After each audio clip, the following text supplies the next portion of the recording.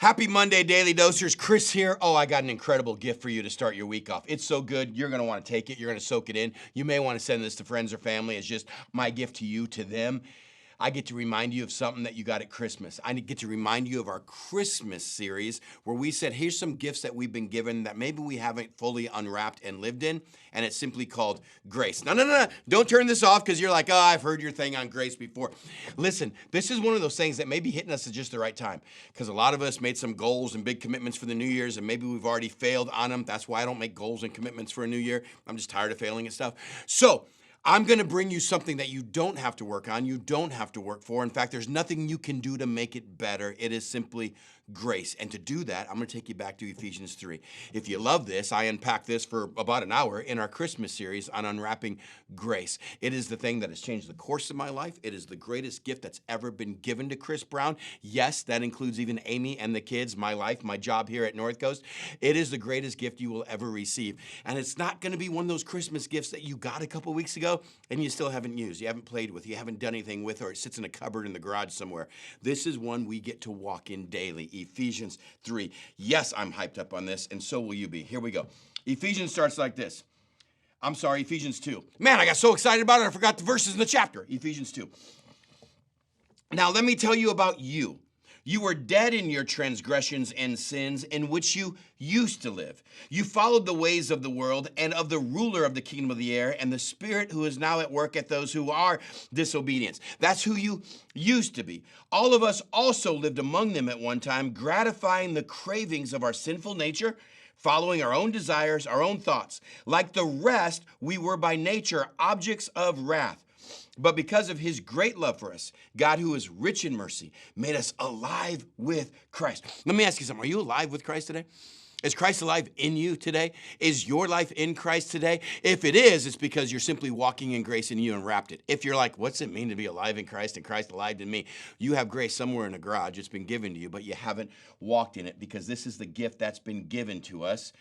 We've been made alive with Christ even when we were dead in our own sins. It is by grace you have been saved. And God raised us up with Christ, seated us with him in the heavenly realms in Christ Jesus, in order that, so that in the coming ages he might show his incomparable riches of his grace expressed in his kindness.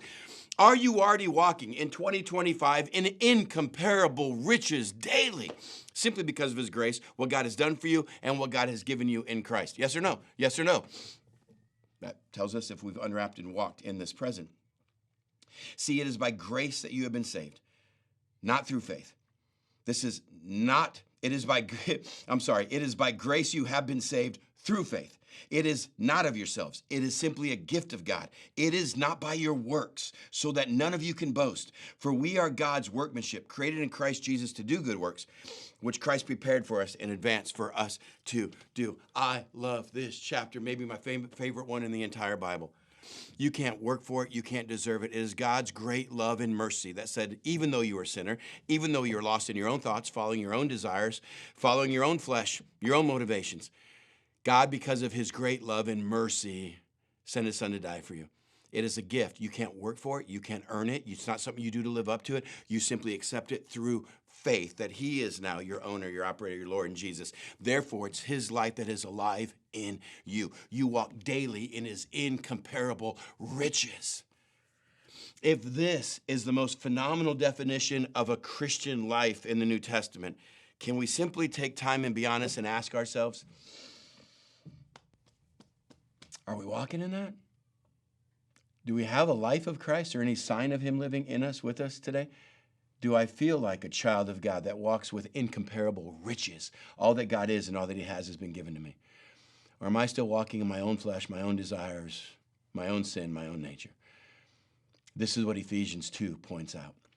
May you take grace today and simply do something, keeping in mind that he cannot love you, cannot take his eyes off of you, cannot take his hands off of you any more than he does right now. He is so in love with you and wants to walk with you simply because he paid the highest price to get you. You are his present and you get his gift of grace.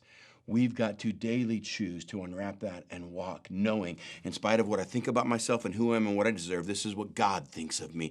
When we walk in that knowledge and knowing, we start walking in step with the Spirit. May that be what changes this week's study for you and your life.